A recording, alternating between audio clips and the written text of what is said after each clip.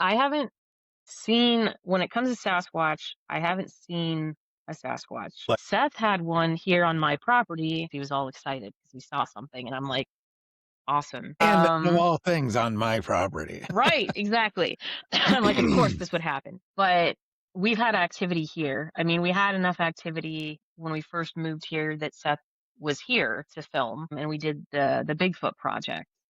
But then things kind of tapered off. Stuff did kick back up um, last spring, but weird stuff started happening around here, like hearing the howls.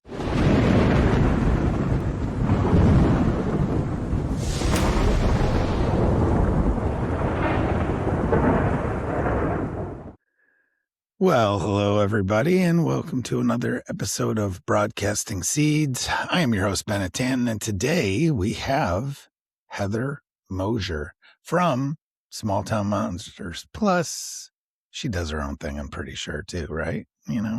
Either way, Heather, tell us who you are. I kind of just did that, but tell us who you are, what you do, and where people can find you. Yeah. So my name is Heather Moser. I am a producer, researcher, all kinds of things, really. All of our roles are kind of fluid at Small Town Monsters. So I do a little bit of everything except I don't video edit. Help with Okay. a publishing company as well. But yeah, that's my main thing is Small Town Monsters. I do part-time work as a professor at Kent State University. So I am not always looking into cryptids and high strangeness, although I would prefer to. Um, that is my full-time job, but adding Yeah. in the classical studies stuff for part-time things here and there. Gotcha. So Gotta do what you gotta do. yeah. And what's the best place to find you? Oh, well, the best place to find me, well, obviously, if you follow Small Town Monsters, you're gonna find me somewhere in the mix. Gotcha. I get on certain shows every once in a sometimes just by happenstance because I'm there. But I mean, we did Investigation Bigfoot, um, and I'm on screen for that. There are a few other shows that I'm actually on screen for, but then every once in a while, I just happen to be in the background because I'm running around with the camera in the back. Gotcha. Um, I'm The fun usually stuff. on set somewhere. Yeah, but you can find me there. I'm on Facebook. I'm on Instagram, or you can just email me, Heather at smalltownmonsters.com. Awesome. So the question I ask every guest that comes on, Mhm. what possessed you? What got you into this world of high strangeness? I feel like I've kind of always been here for as long as I can remember, in Yeah. that I grew up watching Unsolved Mysteries. Ooh, As that's a good much one. as it terrified me, in certain moments, like I grew up horribly afraid of uh, spontaneously combusting. That could happen any Right. moment. Yes. Um, Any moment. any Burn up your moment. whole and burn the bed up, but just the Right. bed. Nothing Just the around it, bed. just That's you right. and the bed. That's it. Exactly. So growing up with that, with Unsolved Mysteries, as much as it did terrify me, I was very much intrigued by it. And my mom told me stories of the house that she grew up in being haunted. And so ghosts were kind of my intro Yeah. into the world of high strangeness. Uh, the Bigfoot stuff, uh, when I was in elementary school, one of my classmates, his family had some encounters with Bigfoot, and I remember that being talked about. So I guess growing up between ghosts and Bigfoot, it wasn't so much a discussion of if these things exist, it was just they do exist. It just is what Yeah. it is. Um, so I never really doubted it. It always intrigued me. When I got into high school, that's when the ghost hunting shows started to come out. Yep. And I was extremely excited by this because I didn't know up until that point that you could actually go into haunted locations and investigate or anything like that.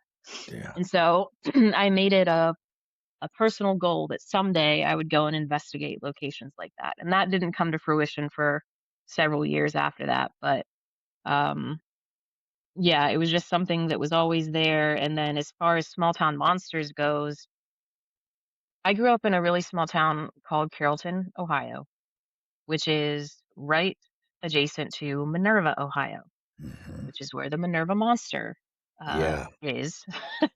And when Seth started Small Town Monsters, the first film that he put out was the Minerva Monster. Well, both Minerva and Carrollton are very small towns. You don't get a documentary made about your area without everyone talking about it. So it didn't take long before I heard that there's a documentary coming about the Minerva Monster. It was Bigfoot. At this point, finding Bigfoot was a thing that we were watching. So I was super excited about it and watched that and then continued to kind of follow along with what Seth was doing and going to some of her premieres in Canton at the Canton Palace Theater and so on. And one of these premieres, he mentioned that he was going to be doing a movie sometime in the future on the Bell Witch. Yep. And I had already been doing my own independent research for another project on that. So I reached out to him and said, "Hey, if you ever need a researcher, I would love to help." And that's kind of how I got started. Because at that point, he's like, if we're going into historical stuff, it might help to have a researcher on board. So I started as a researcher. That was the basic Yeah. intro. And then it's just expounded exponentially beyond that from that point forward. So is your background academic? I mean, Yes. okay. So Yeah. coming from that back in, wow, academic. That's what I was about to say. Coming from that academic background, Mhm. um, but you work with, you work in the world of cryptids and high strangeness. So Yeah. how do you balance that? Like, how does that, what, first off, like what is your academic background and how did that have anything to do with it? Or is it just like help with research and stuff like that? So I am able to use the skills that I learned during graduate school for what I do research wise. Hmm.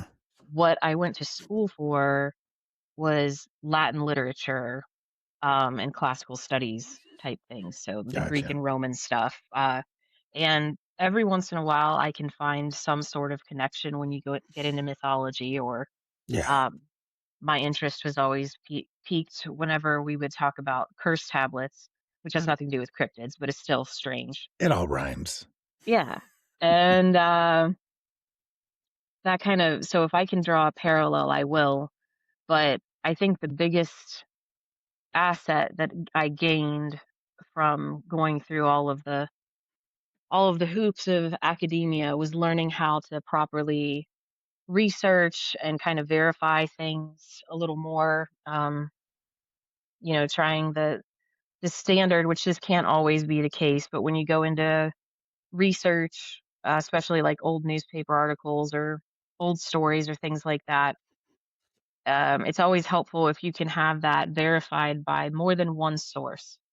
If there is a story and you can find it in multiple places, two or more, that helps verify a story. So, little things like that, or um, I don't know. It was pounded into me so much um, in undergrad and graduate school on different research techniques that it's just become almost second nature now.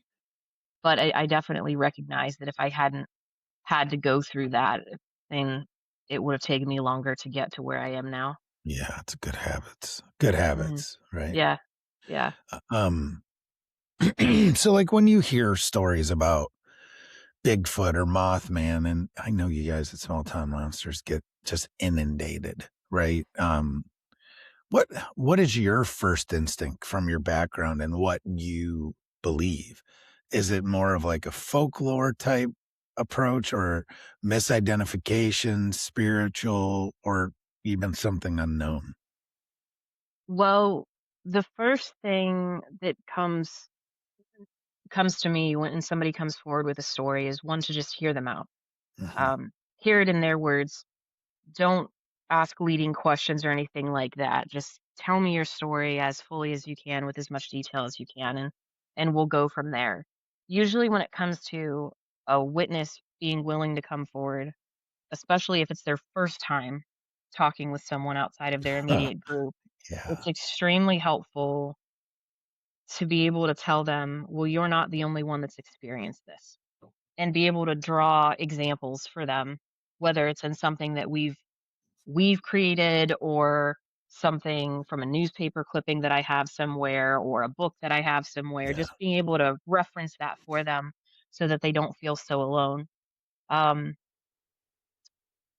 I'm not really in the habit of second guessing anyone um, for their experience. I mean, we've had some people talk to us as we're interviewing them, talk about some really wild stuff. Um, and whether it actually happened as they recall it or not, um, isn't so much my concern as the fact that they believe something has happened, or something did happen to the point that it left this mark on them. Like, Mm, something traumatic happened, and yeah. maybe their brain manifested a Sasquatch in front of them because that was the safest thing that their brain could do at the time. Right.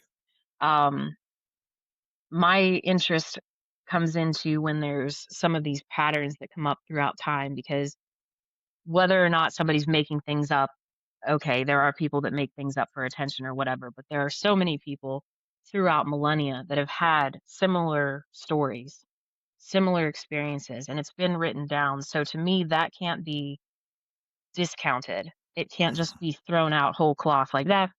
Sasquatch is Yeah. nothing. What it is, I don't know. Um, I don't know when we'll know that, um, if we ever will, but I think there's something into studying who we are as humans as to what has caught our attention, what stories we've passed down, um, and why it is still something we're so intrigued by. Yeah. So, do you think it's more like cryptid encounters in general are more about creatures, or do you think it's more about like the culture? Because you get hit with, y- you were just Yeah. saying a ton of those stories are whack. I mean, they are, but it's like, yeah. So, is it more about the creature or more about the culture? I think that we're kind of bound by what we already know or have been exposed to. So in that way, culture definitely shapes whatever you're experiencing. Yeah. So, I mean, Bigfoot is like, so many people know Bigfoot, but say you live in one area of the country where they actually call it a Yahoo or whatever, you're going to say, I Booger or saw, yeah, whatever. Yeah. you're going to say, I saw a Yahoo. You're not going to say Sasquatch, but that's your method of, comparison. So that's influenced by your area and your culture and the story. So I think that that is definitely part of it.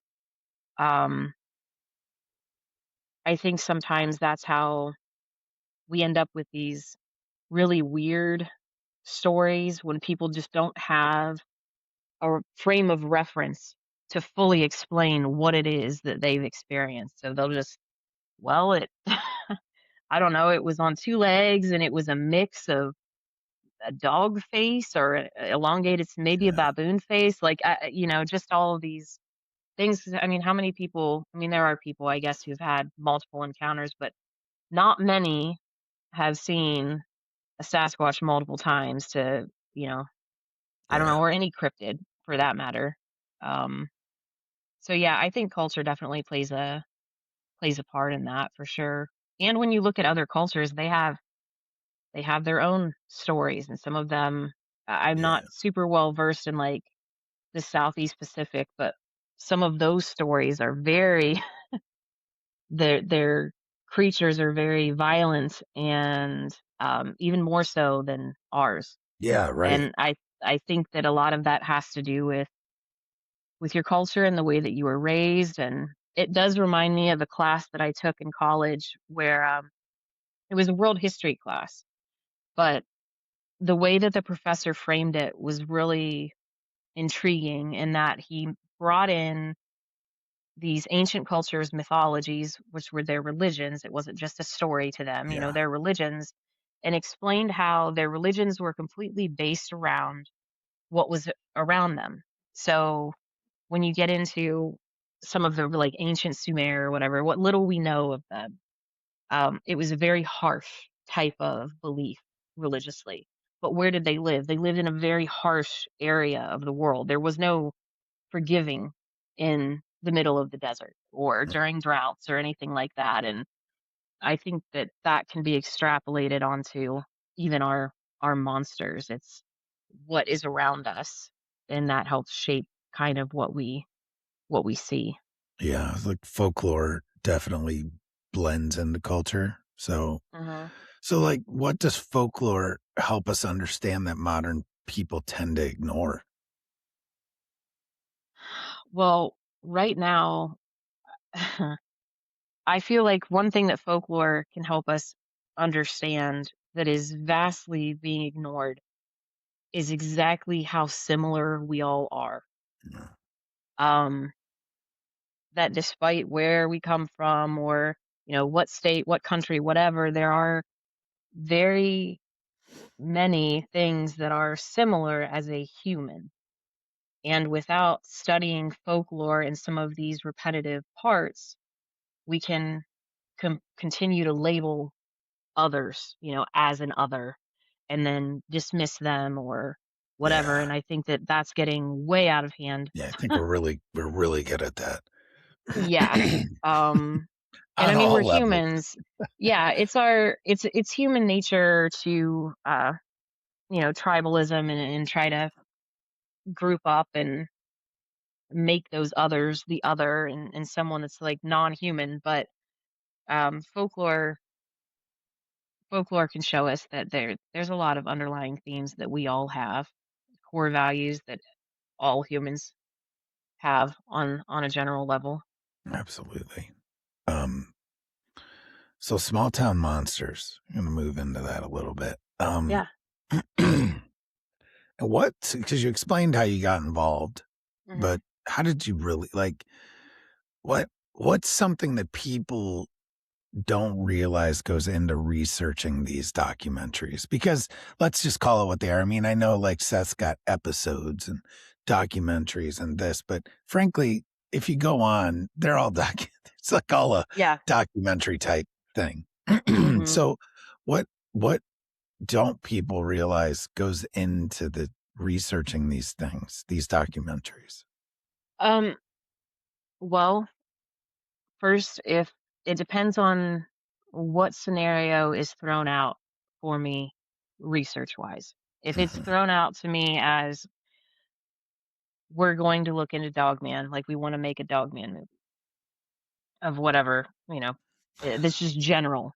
Yeah. Then my first thing is if you don't have a particular location that you're wanting to look into, then I'm trying to find, well, where are their concentrations? Because for a documentary, as cool as it is to go to more obscure places, part of a documentary, at least the way we do it, is to have witnesses, to have researchers. And if you're in an area that has had one sighting and there are no researchers in the area, you can't just focus on that one thing. It has to be part of a broader thing to keep the documentary going. So if I find a case in an isolated area that's particularly intriguing for what we're doing, I try to find ways to make that connect to other stories a little far out or a little further out geographically, so that it makes sense for inclusion as a cohesive whole. Because Yeah. sometimes we go in like Dawn of the Dogman, for example. There were people that were interviewed, their stories, once Seth got into the edit, the stories just didn't flow with the general format of the movie. That doesn't mean that their stories were less intriguing or anything like that. It's just once you get into the edit, sometimes things shift. Yeah. Um, and also sometimes, Seth, Seth will tell me a rough idea of how many interviews he wants for each episode, movie, whatever. Um, I like to overplan Of because course. inevitably something goes wrong. Oh, yeah. Whether, like, for example, we we had this big shoot planned last week. It was one of the biggest ones we'd had in a good while. Um, and a massive winter storm came in, Slightly. and we were not able to. I mean, we couldn't cancel everything. It just wasn't. This had been planned for months. Plane tickets had been bought, non-refundable. I mean, Airbnbs, car rentals, all of that was ready. And so we had to pivot last minute because what we planned to do, we would have been stuck longer than we were. We ended up snowed in Indianapolis, but originally Right. we would have been stuck in ice in Kentucky or something. Like, we had Yeah. to pivot everything. Um, and that's extremely stressful to do last minute. Of So course. I I try to over plan when I can. Um, if that means getting a few more interviews in, um, then I look at it as, if we don't use them now, we will find something where their story fits in later. Like, it's inevitable at some point down the line we'll be able to use The that footage or something. material. Yeah, Yeah. exactly. Awesome. What is the most fascinating case that you've worked with small town monsters? Like, what comes to mind? I know you've probably got a bunch, but Um, well, most fascinating cases. It's always a constant rotation of them through my mind. One of my most memorable interviews that we did was with Martin Groves. It was his first interview of him talking about his story. I know he's out a lot now. He's been out there, yeah, he's shared his story, he's written books, and I'm so happy for him. yeah. But when he first came out, it was a very nerve-wracking thing, um, and that has always left its impression on me.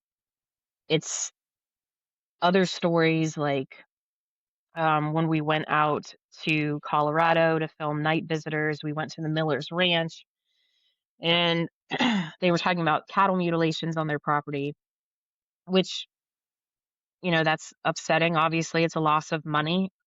For one, a loss of money and time, and Yeah. a concerning thing. But when they start talking about other odd things happening on their property, that gets my attention too. Because I remember Sally talking about red, like, orbs or eyes in the windows, and that has nothing to do with cattle mutilations usually. It's not. I don't know, when she would talk about other things, you get a when a bunch of stuff comes together, like the paranormal kind of mixes with cryptid stuff, that's whenever I'm like, "Oh, I'm Yeah. extra intrigued right It gets a now." little wild. Yeah, exactly. So, wh- hmm. So why do you think humans always tell these stories about monsters? Like, where does this come? Like, seriously, because you're in it, man. Like, I mean, I Yeah. deal with a lot of it, but you guys you probably forgot more than I do, you know? So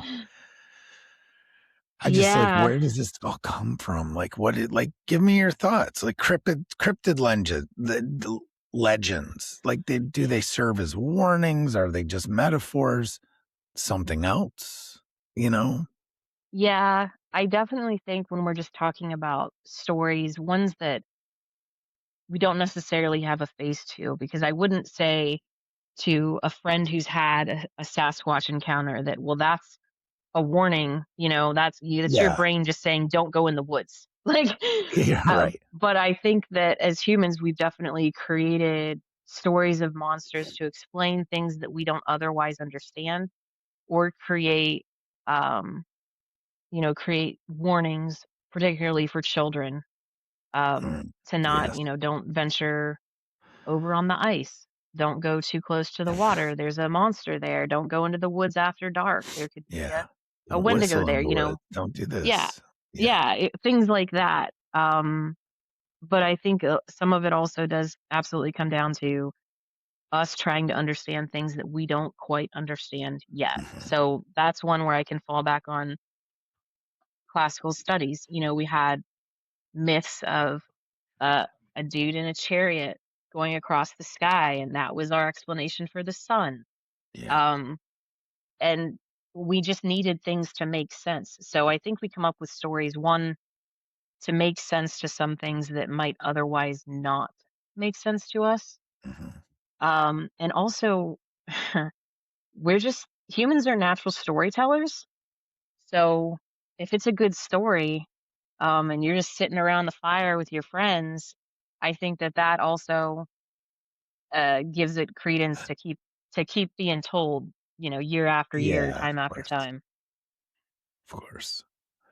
Have you ever had an encounter? Yeah. So I haven't seen when it comes to Sasquatch, I haven't seen a Sasquatch. No, like, Seth, Class A sighting? yeah, no Class A sighting for me. Seth had one here on my property, but I was not with him at the time.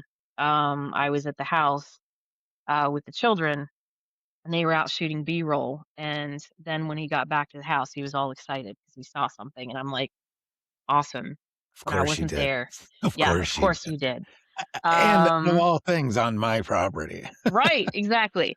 I'm like, of course this would happen.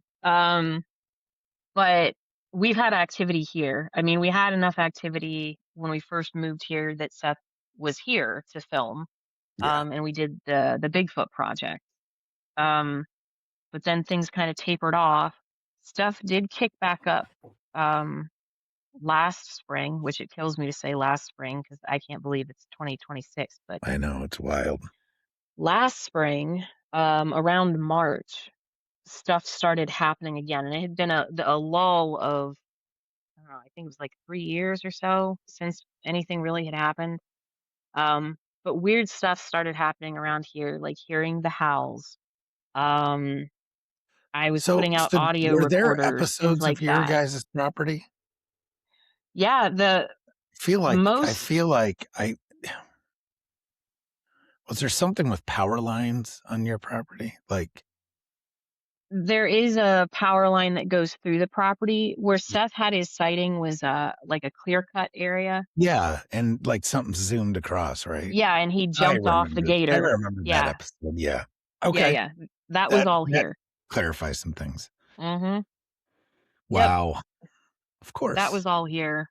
But yeah, weird things have happened here that I would it was something. I mean, it's one of Yeah, those things where when we were filming, and this is in episode 1 of the Bigfoot project, but we were at the back cabin. The kids had been back there playing while we were doing stuff, and they were in the cabin.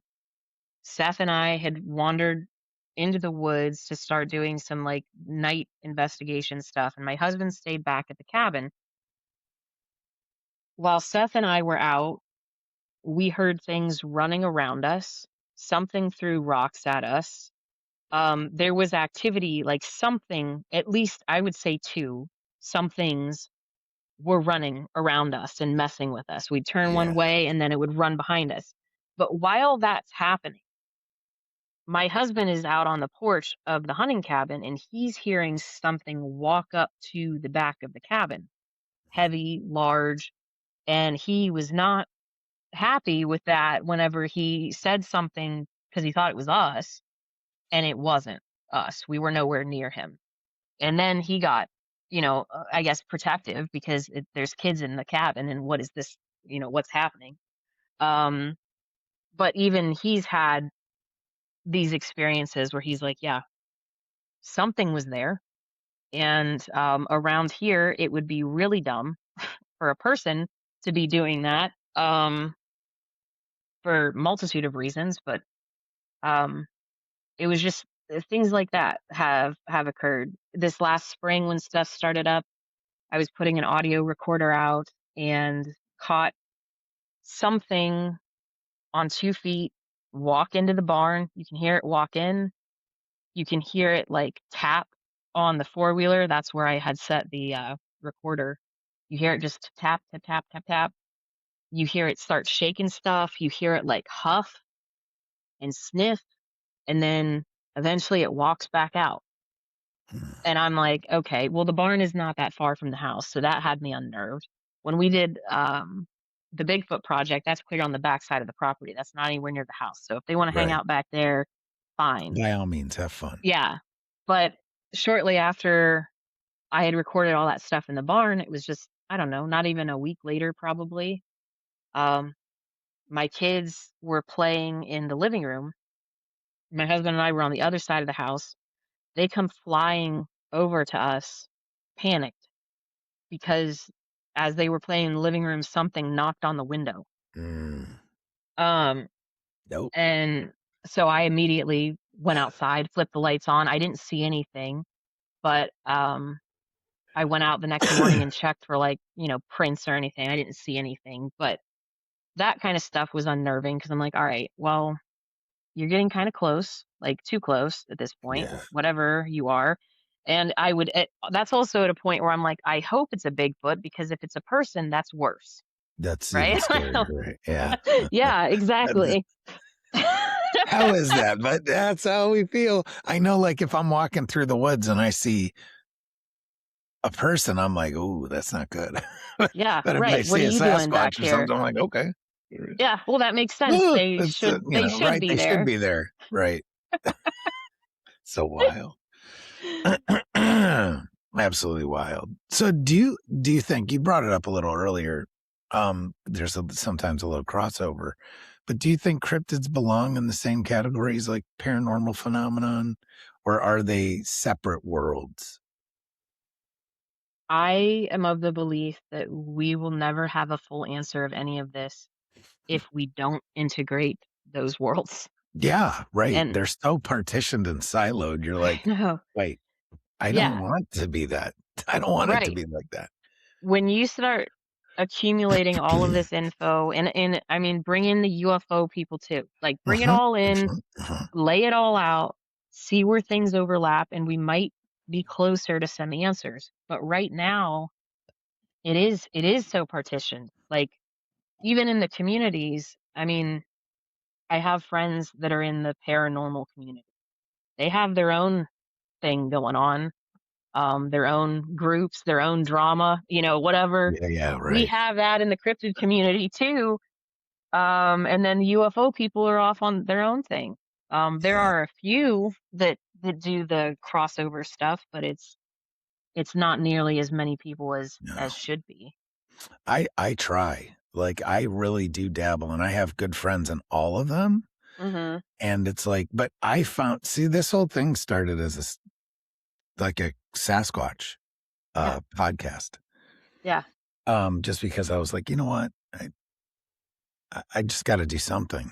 And then, if anything now, unfortunately it's not unfortunate, it's how I feel, but it's how it is like, it all rhymes so much, and that this whole podcast has become almost like mythology, biblical, folklore based because that's where it all starts and that's where it all comes together, right? And so Yeah. it's like we can't just silo ourselves off. And I understand why people do that, but Mhm. I think they're missing out. Yeah, I think so too. I completely understand there are people in the Sasquatch community that are like, "Listen, this is flesh and blood. That's it." Yeah. And maybe they're right. I understand why they say the things they do. I mean, if we're finding nests and we're finding physical footprints and we're Yeah. finding hair and, some people are seeing what appears to be a physical creature, okay, that may be, but then what is this other part? Yeah. It may And not there's a even lot be the of it. same thing. Yeah. Maybe it's something else entirely. Maybe it's a whole other phenomenon that's just masking as Yeah. whatever.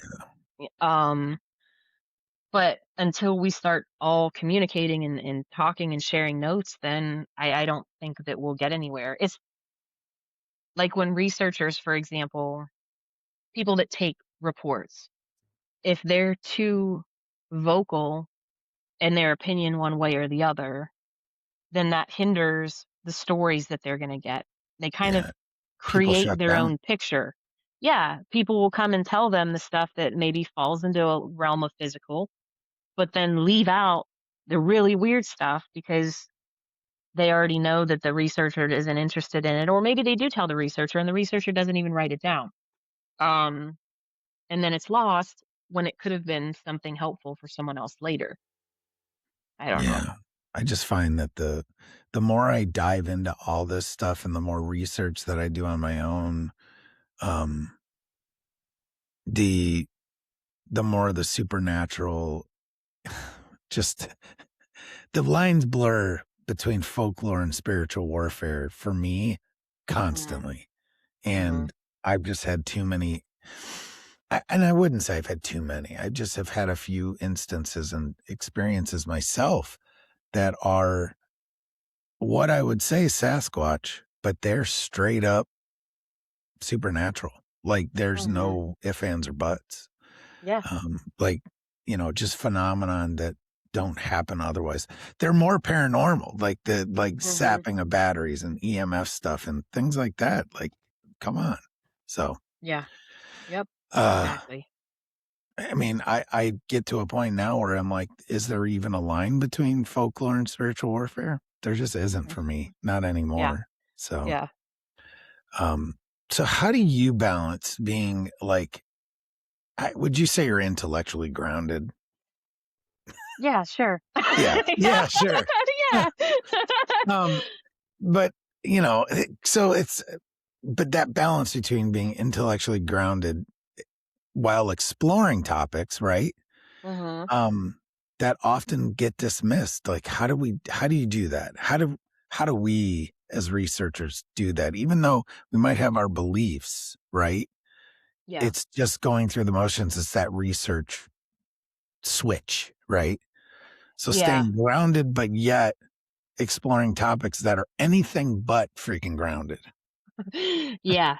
Well, that was another one that I think, I mean, it's been long enough now that I don't know what I would have been like prior to this, but one thing that had been, again, just forcefully discussed in my undergrad was that you can't, especially like with ancient cultures, you can't come in Mm, with your own bias and properly study something because you're painting a picture from your vantage point, but that is not how they lived.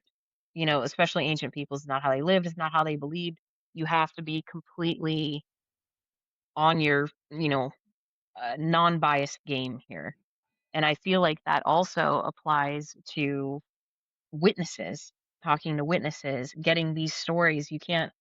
I can't come in and say, well, clearly that person was just having a really bad day and just yeah, made up this story for whatever reason. I don't know. That's not me. It's not my job to figure out that, you know. Um, so I think it is literally like a switch where it's okay. I am not coming up with any conclusions right now. I'm just listening. And then if I can find parallels with other things, awesome.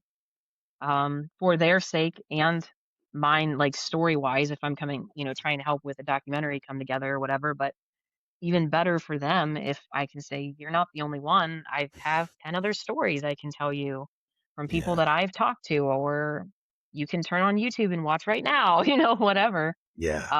And I think that that's the biggest takeaway for me. Um, I don't want people to ever feel alone. Um, That's, like, one of the worst feelings. I've felt that, Oh, yeah, and for it is sure. a bad place to be, and if I can help someone feel less alone or at least heard, then I feel like I've done my job. Yeah, especially about this stuff. Yeah, exactly. Yeah, because I'm the crazy person. I am for sure, and I just like to find other crazy people that don't make me feel so crazy, right? There you go. So, what's the one legend or creature that still genuinely unsettles you? The Or even Wendigo. is there one? Yeah, Wendigo. Nice. Wen Well, so Wendigo, why? um, The Wendigo is unsettling for me, I think partially because of, well, one, the idea that one becomes a Wendigo because they are so emaciated that they Mm, have no choice but to eat human flesh. That's terrifying. yeah. So the transition is horrifying, but the creature itself is just scary. It's almost zombie-like in appearance if you go by the traditional appearance. I Yeah. hate zombies. So They freak me are you out. an antlers Wendigo person or a non-antlered I think person? they look cooler with the I antlers. think they do too, but it's But I understand that that's new. I understand yeah, that's not right. traditional. Um, but I don't know. It's just the mimicking of Mm, voices, sounds, you're things fine. like that Ooh, freak me God, out it a gives me the lot. chills just thinking Yeah, about it. that's the kind of stuff that really freaks me out. So I think that that's part of the reason Wendigo is scary for me is the idea that you could hear a familiar voice and it not be who you think it is. I'd also say that um, Dogman is terrifying, and that's, well, it's a huge dog, and dogs scare me anyway. Like large dogs scare me, so to think of like an 8 foot tall dog that really Freaking does want to kill werewolf, me. right? Yeah, no. Goatman, also terrifying thought. Goat man, yes. Um, and I don't like goats either. Their eyes are Their weird. eye that's amazing. Yes, their eyes are weird for They sure. are. Yeah, so and then to think of one that's, like, standing upright, holding an axe or whatever, I guess. Just these things that shouldn't exist. Like, that's a scary thing. Like, Bigfoot's unnerving just because we're told that something like that shouldn't exist, but we can at least find a thread of commonality where it could exist, right? Like, it makes Perhaps, right. sense that it could exist. These other things Well, should there not was something exist. like it in the fossil Right. record, whereas, like, the Exactly. dog man, there's lots of stories, but Yeah. there's nothing fossil record-wise that Right. they've been like, "Here's an upright walking Exactly. dog." Yeah. So, the things that really are the definition of a monstrosity, this hybrid stuff, Yeah, yeah. that's unnerving to me. So what about rakes and Wendigo? Do you think they're related? Do you think they might be the same thing? Because rakes are more of a modern, thing, but Yeah, I think they're just I think they've always been around. I just think it's it's a new name. something different. You know what I mean? Yeah. Yeah, the idea of the rake, like you said, it's more of a modern thing. I haven't heard the term rake until, like, within the last 10 years, I think, is Yeah, whenever right. I started to hear that term. But when you describe it, it is like I don't know, a crawler, like, of some sort that Yeah, shifts about. It to me, it sounds like it would be different than a Wendigo. yeah. I Um, mean, they've got kind of the same look though, it maybe, does. when they stand up. I mean, yeah, Yeah, I don't but know. I don't usually, at least from what I have read about the Wendigo, one of the primary things they don't talk about is the crawling thing. Yeah, That's the it's rough. unsettling part. It is wild. So, all right, so when you were filming in the Allegheny National Forest, Mhm. and there's that campsite where you guys were walking around, Yeah. where it had, like, the road that went in, and then it came to that berm, and beyond that, it was just, like, you couldn't ride or you could ride down there, like, in four-wheelers and stuff, but you couldn't drive, and it was the big Okay. open area, and there was the fire pit that everyone was down by, right? Mhm. There's a campsite. As you're coming into that, there's a campsite where you go over a little bridge in the Okay. river. There's a river that's right there. There's a Mhm. campsite right there. And we have a trail cam picture of a rake standing next to a tent. Really? Yeah, I'll send it to you. It's Yeah. wild. The arms are like down to its knees. It's so we always joke, especially Jeff and I, that because I will set up on the side closest where I always set up. I set Yeah. up on the side closest to that campsite and Mhm. in our campsite. And so they always call me rake bait. Well, But yeah, I'll I mean, send it to you. somebody So has to be, I guess. I guess, right? So, That's interesting. That makes me like things like that where it doesn't seem like it should quite fit. Makes right? me But wonder what the history is of that land. yes, and there's like this weird cabin right by there, and there's the all the flowing water that comes through, and there's just some weird, really wacky stuff like right where you guys were. Yeah. And I don't know if you guys talked about it or not, but what? It's We just didn't wild. Yeah, we didn't get to spend as much time as we would have liked. It would have been cool if we could have stayed a little later. What we didn't have with us at the time was the best night vision stuff to work Gotcha. with for Yeah, filming.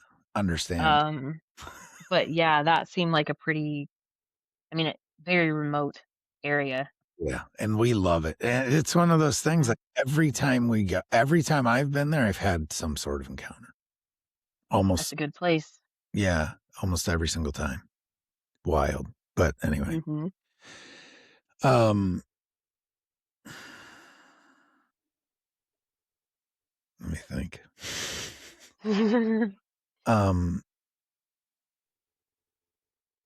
so why do you think right now, like, why right now, like, are cryptids and, like, I'll call it conspiratorial folklore. This is a term I've started using. Are exploding right now in modern culture because they really are. Hmm. Are we just bored or is something going on? Something happening? Well, I think when it comes to Bigfoot, there was a huge explosion when Finding Bigfoot came out. Of Like course. that's undeniable as far as I'm concerned that that had an impact on what's widely or more widely accepted now and brought more people into the community. Um, I think the COVID shutdown also Huge. helped because it pushed people outside. Yeah. Got Um, people touching and grass, right? yeah, exactly. It pushed people out and exploring nature and kind of, brought them back to where we were once, without so many electronics and distractions. And um, I think it allowed us to slow down. It was like a forced pause in a way. Yeah. Um, and I think that helped. Um, I think sometimes as things get more divisive and heated in the world, things like this can serve as a form of escapism, and that helps attract more people. Like, hey, let's not think about all that chaos right now. Let's hang out this weekend in the woods. Let's go Yeah, and stop camping and playing video games, right? yeah, let's see what happens. Um, I think it's a lot of things at once, but also just those little chips that have been coming away at um the taboo nature of this, like making Bigfoot a more acceptable thing to talk about, where he's in commercials now. We have countless shows about him. It's more of a pop culture thing, has allowed more people to be confident to come forward with their experiences.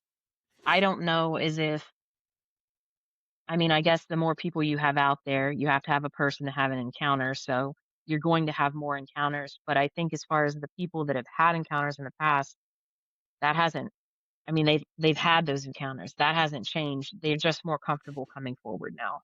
Yeah, It's more acceptable. for sure. I would agree. Um, so I mean, you sort of touched on this, but are people searching for wonder or searching for truth that maybe like institutions can't provide? Like they're kind of sick of being lied to, you know? And Yeah, they're like, okay, well, if you're not going to do some, disclosure about this or that, we're just going yeah. to go find it. And it's going to be easy. Don't you know? Don't you know? We're just going to take our night vision out to the woods and we're going to Mhm. find it. Right. Yeah, These people yeah, are just ridiculous. yeah. Right. I know. I'm Yeah, saying they look at yeah. us like we're ridiculous until they get out there and they're like, oh no. Exactly. I think it's both. Um, who doesn't want to live in a world where there's stuff that could be supernatural and we Mhm. can't fully explain. And how cool to think that, yeah, there are monsters out there as long as you're not thinking about them eating you or something. Like it's yeah, Right. there's these other I get creatures, you know. Indigo, Dogman, which is Yeah, yeah, yeah. stuff. Um, Scary. it's cool. It adds some magic to a world that is not as magical at the moment unless you go looking for it. Yeah. Um, I think that there's also the sense of no one is going to be able to provide an answer for me unless I figure it out myself. Like I have to have the experience. There are of course, the people that have had their encounters and that has driven them fully into this field. They know what they've seen. They know what they've seen, but they don't know what it is, I guess, if that makes sense. Absolutely. And so they're wanting to see it again. They're wanting to figure out what is it that's constantly on their mind or that they dream about every night, you know, that was so traumatic or maybe exciting or whatever. They want to have that answer and nothing else is going to give them that answer right now. It's not like the government's gonna tomorrow say, "Yeah, Bigfoot's real.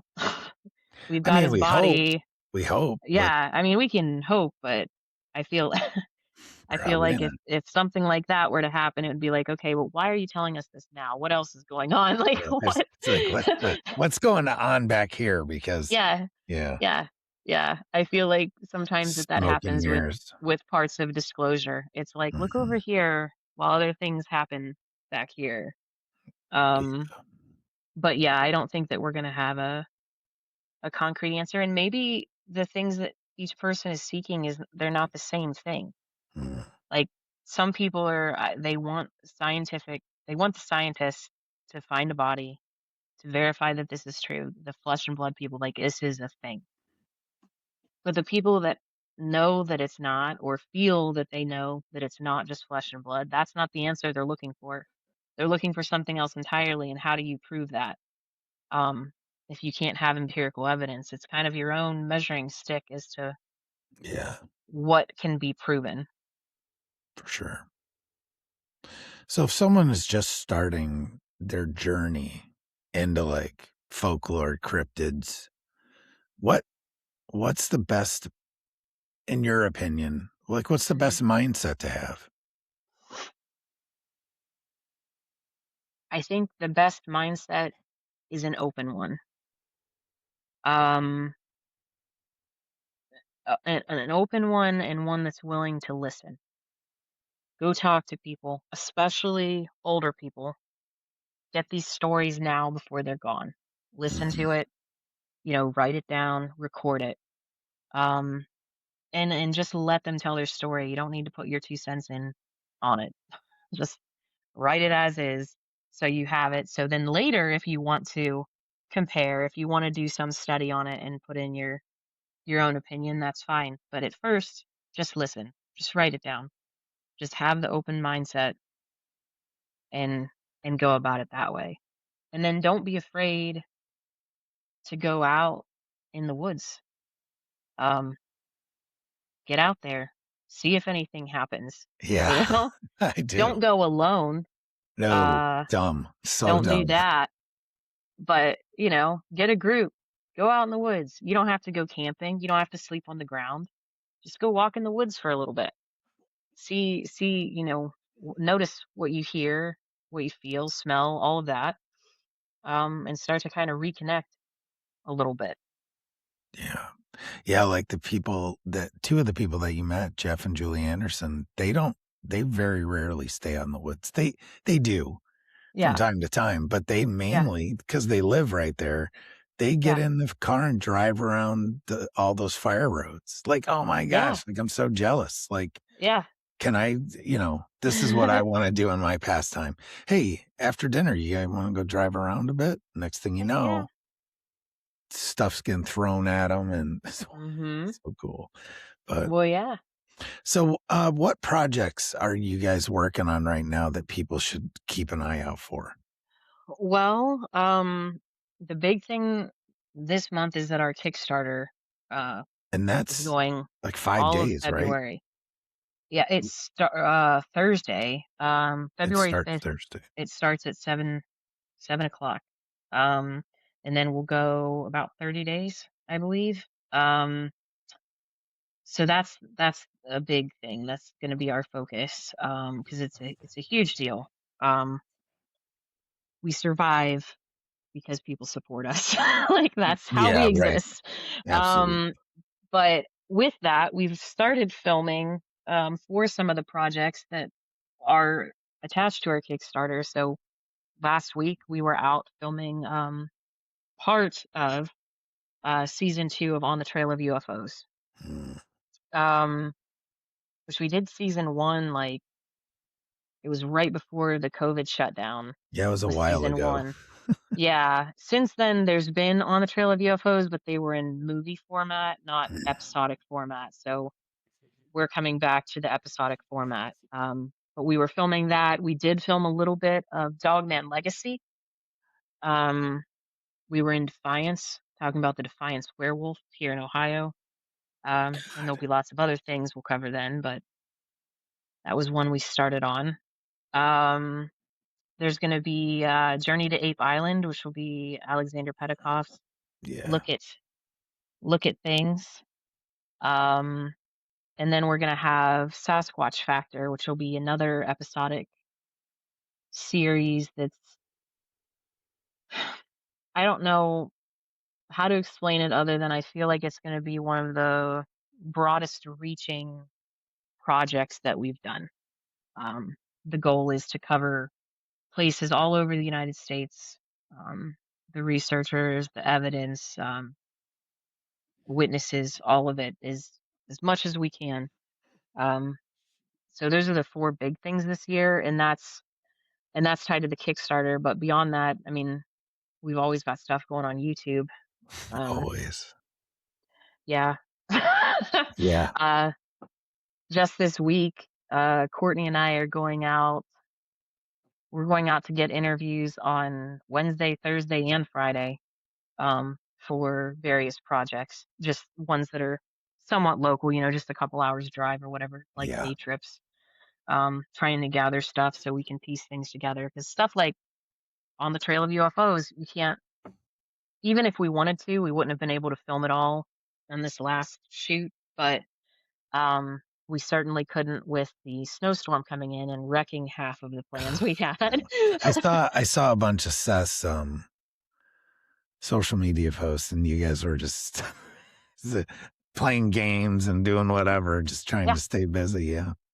yeah, yeah. It was a lot of being bundled up and actually Wild. experiencing, like when we did have to go outside, experiencing the cold that actually stings your face. Oh yeah. It's awful. Um, God, this hell and was here this morning. Hate it. God, I hate yeah, it. the wind was the worst part. I mean, it was cold anyway, but when that wind would whip through there, Mm, it was so much worse. awful. Yeah. So I like to wrap up every episode with this is called broadcasting seeds. Mhm. And it's what I do is I like to plant seeds in people's minds, right? So I Mhm. like to allow the guests to plant a seed. Hmm. Could be anything, anything, parenting Well, tips, whatever. It doesn't parenting tip. matter. I'm just saying it could be anything. Um, well, I would say that my seed would be along the same lines of what we've mentioned throughout the show, in that when you hear a story, listen and take it in before you have any conclusions. And then after that, if you have clarifying questions, that's fine. But look at a broader picture when you get these stories. Is there something about that area that may trigger something like this to occur? Look deeper than just the surface level. Go through newspaper archives, start going through land records, see what you can find about what was there before we were, Mm, um, and see if there's anything you can kick up from there. absolutely. tell where people where they can find you guys again. Smalltownmonsters.com. You can find us on YouTube. You can find us on Kickstarter. um, you can, yeah, we're on all the social media stuff.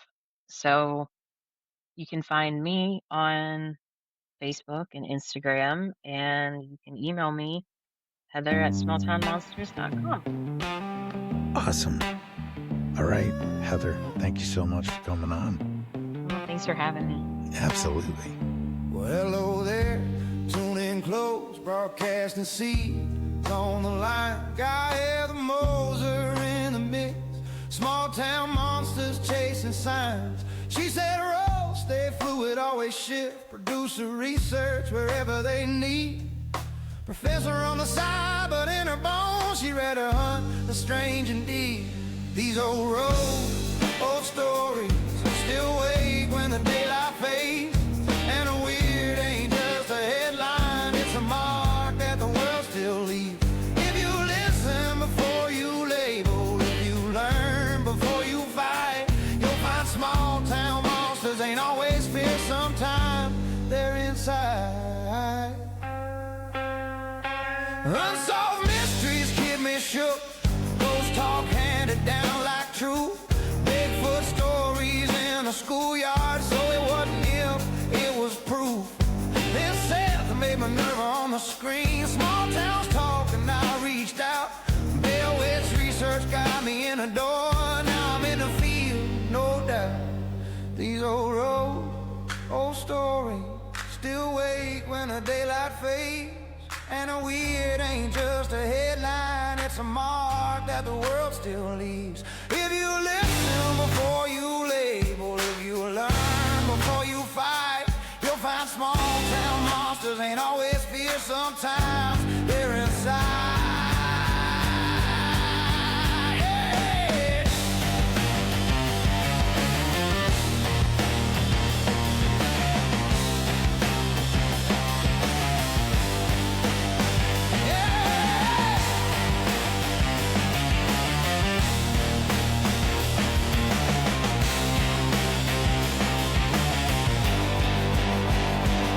The community stays siloed, paranormal here, UFOs there. But truth lives in the overlap in the stuff folks won't share. And on my land the night got heavy, rocks thrown, footsteps near. Barn tape caught the tap, tap, tapping, then a knock that fed the fear. These old roads, old stories, still hum when the world feels mean. People chase, wanna chase answers in the places in between. Stay open, stay grounded, go learn the land, learn the names. Cause the woods remember everything, even when we forget the same. Old roads, old stories, yeah, they know.